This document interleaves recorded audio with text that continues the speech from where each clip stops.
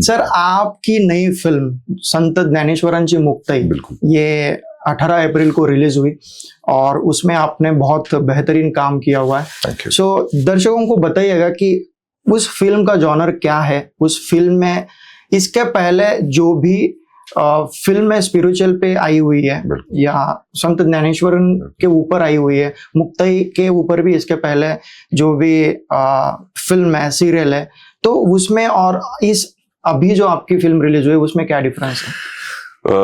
Basically हमने शुरुआत तो की है अष्टक, छत्रपति शिवाजी महाराज जी के चरित्र पर अलग अलग कहानियां हमने बनाई हैं, उसमें से 5 हो गई हैं अभी। तो वहां हमें शक्ति का प्रदर्शन करना अत्यावश्यक था। अब भक्ति के मार्ग पे भी जाना चाहिए। तो हमारे जो कैप्टन है दिक्पाल, वो तो गुरुतुल्य है सबके लिए, हमारे लिए। और गुरु बनने के लिए आयु की कोई सीमा नहीं होती। जैसे हमारी मुक्ताई फिल्म में चांगदेव महाराज, एक छोटी सी मुक्ताबाई के वो गुरु होती है चांगदेव महाराज की। अच्छा, संत ज्ञानेश्वरांची मुक्ताई, ये जो फिल्म है, ये हमारे साधु संतों पर आधारित है। और अभी लगता है कि मन शांति बहुत आवश्यक है।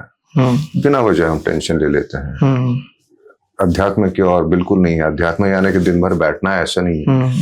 योग है, योग अध्यात्म का भाग है, जिससे मन शांति आपको बहुत मिलती है। और आपका मन अगर शांत हो तो आपका तन उतना ही अच्छा काम करता है। बिल्कुल सही। तो मुझे लगता है कि दिक्पाल ने भी वही सोचा कि नहीं, अभी थोड़ा हमारे संसार को तो मन शांति की आवश्यकता है। और चित्रपट या नहीं तो फिल्म ऐसा जरिया है कि वो सोसाइटी तक बहुत इजीली पहुंचता है, वो सीकिंग होता है।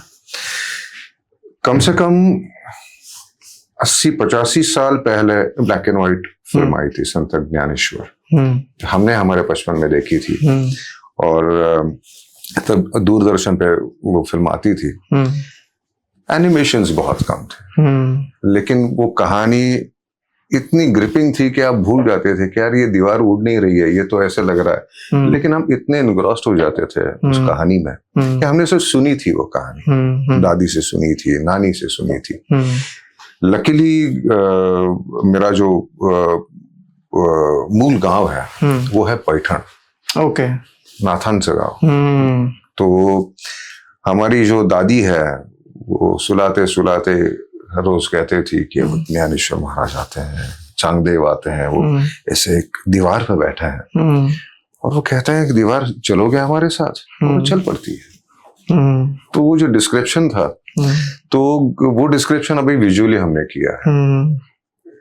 और सबसे बढ़िया बात है कि कल ही जब हम ऑडियंस में बैठ के हम वो फिल्म देख रहे थे, तो इंटरवल पॉइंट में बहुत सालों के बाद थिएटर में कोई रोते हुए यानी आंसू रोक नहीं पाया। ऐसे बहुत सालों के बाद देखा। एक इमोशनल टच है, वो इतने इनग्रॉस्ड हो जाते हैं। तो किसी ने मुझे पूछा, अरे अभी ये जो नई जनरेशन देखेगी क्या? मतलब अभी वो बिजी है, लेकिन जब वो 30 साल के हो जाएंगे तो ये फिल्म निकाल के देखेंगे, वो समझ पाएंगे क्या है। एकदम जो बच्चे हैं वो, और थोड़ी मैच्योरिटी के बाद, क्योंकि अभी तो 21-22 साल में आप इतने भागते रहते हो, क्या है। लेकिन मैं गारंटी देता हूँ ऑल द वेरी यंगस्टर्स कि अगर आप ये फिल्म देखने के लिए जाएंगे, मैं आपको गारंटी देता हूँ 5 मिनट बैठने के बाद आप हिलोगे नहीं। क्या बात है। ये हमारी फिल्म है इसलिए नहीं, हम खुद नहीं हिल पाए। नहीं तो हमारी माताश्री आई थी, हमारे एक दोस्त आए थे, वो एनग्रॉस्ड हो गए। और हम करते समय भी हमारे सेट पे एक डिसिप्लिन होती थी। हमने जब से ये फिल्म शुरू हुई है, अभी बहुत समय हो गया, 1-1.5 साल हो गया, ऑलमोस्ट 1 साल पहले, हमारे यूनिट पे कोई नॉनवेज नहीं खाता। जो खाने वाले उन्होंने भी बंद कर दिया। क्या बात है। नॉनवेज पूरे वारकरी हो गए सबके साथ। पूरा जोन वही था। पूरा जोन वही था। और नाम लगाए बिना कोई सेट पे नहीं आता था। क्या बात है। वर्कर हो, वो स्पॉट बॉय हो, कोई भी हो, वो पहले लाइन लगती थी कि भाई नाम लगाओ।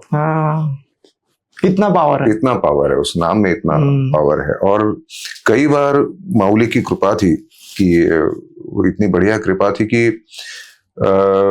बहुत मुश्किलें आते आते रुक गई, कैसे पता नहीं। वो पूरा माहौल ऐसा बन गया एंड था। Sometimes it happens. यानी हमारे आखिरी शॉट है जब समाधि लेते हैं माउली, तब उनकी जो जोत है जिसपे वो लिखते हैं, जो उनके नजदीक है, तो बाकी जो दिए थे वो फैन लगा था एक मूड के लिए, वो जो केक बनाई थी, बाकी दिए जो लुक रहे थे, लेकिन वो सिर्फ एक जोत थी जो बिल्कुल नहीं थी, वो हमने की नहीं, वीएफएक्स नहीं है, दैट वाज नेचुरल। तो कई बार ऐसी अनुभूति हुई है कि लगता था माउली हमारे साथ है, हमें सपोर्ट कर, और अभी जरूरत है उसकी। Yes, thank you so much and wish you all the best sir. So much. और मैं ऑडियंस को बताऊं कि संत ज्ञानेश्वरांची मुक्ताई ये मराठी फिल्म है और 18 अप्रैल से वो अपने सिनेमा घरों में लगी हुई है। आप कृपया जाके, बहुत बड़े संत है संत ज्ञानेश्वर, और इस फिल्म में क्या इमोशनल टच है। जैसे सर ने कहा कि अगर आप फिल्म देखना शुरू करोगे तो अगले 5 मिनट में आप हिल नहीं पाओगे, तो जरूर कुछ ना कुछ मैजिक होगा, जरूर कुछ ना कुछ एक स्पिरिचुअल पावर होगी। और आजकल की जनरेशन जो है वो कुछ अलग ट्रैक के फिल्म्स जो है उसमें बिजी है, but I will request all my audience और जो भी मेरा भारत शो का इस पॉडकास्ट में जुड़े हुए उन लोगों को मैं बता रहा हूँ कि ज़्यादा से ज़्यादा लोगों तक संत ज्ञानेश्वरांची मुक्ताई ये फिल्म को प्रमोट करो, और अपने बच्चों को हमारे जो भी हिस्टोरिकल जो स्पिरिचुअलिटी है या फिर हमारे जो संत है उनके बारे में इंफॉर्मेशन होना बहुत जरूरी है सर। और लकीली अभी छुट्टियां शुरू हो गई है, यस, तो मैं तो उल्टा कहूंगा, बच्चों को कहूंगा कि अपने माँ बापू को ले जाए, दादा दादी नाना नानी को ले जाए फिल्म के लिए। और बहुत सालों के बाद मैं एक ऐड करना चाहूंगा, बहुत सालों के बाद अब संपूर्ण परिवार वो फिल्म बिना आंखें बंद किए कि भाई देख मत, और इसमें कोई भी एज लिमिट नहीं है, एज लिमिट नहीं है। इसमें आपको कहीं भी अरे बाप रे कहाँ ये फिल्म दिखाने के लिए लिया है, इम्पॉसिबल है, इम्पॉसिबल है। और जो भी इस फिल्म को डायरेक्ट किया हुआ है दिग्पाल लांजेकर सर, इसके पहले उन्होंने सुपर हिट्स फिल्में दी हुई है। अक्सर हमने समीर सर को उनके फिल्मों में देखा हुआ है, और you are always fabulous sir. मतलब आपका जो भी रोल है, जो भी आपका किरदार होता है, वो कहीं ना कहीं रिलेट कर पाते हैं लोग। और हमें बिल्कुल आशा है कि इस फिल्म में जो भी पूरी स्टारकास्ट है पूरे स्पिरिचुअलिटी के साथ जुड़ी हुई है। सभी जो भी एक्टर्स है वो बहुत मन से उन्होंने काम किया हुआ है। और कई बार ऑडियंस चेक करती है सर कि फिल्म में एक्टर्स कौन है, फिल्म डायरेक्टर कौन है, फिल्म का, फिल्म के राइटर्स कौन है, कौन सा प्रोडक्शन हाउस ने किया हुआ है, बहुत टेक्निकलिटीज देखी जाती है ऑडियंस जब बुक माई शो पे टिकट बुक करती है। तो यहाँ पे तो पूरा पावर हाउस है सर। सो सवाल ही नहीं है कि इस फिल्म में कोई हम मतलब शंका ही नहीं कर सकते कि कुछ कमियां रहेगी। पूरा पैसा वसूल रहेगा, पूरा ज्ञान आपको मिलेगा। सो कृपया जाके देखिए।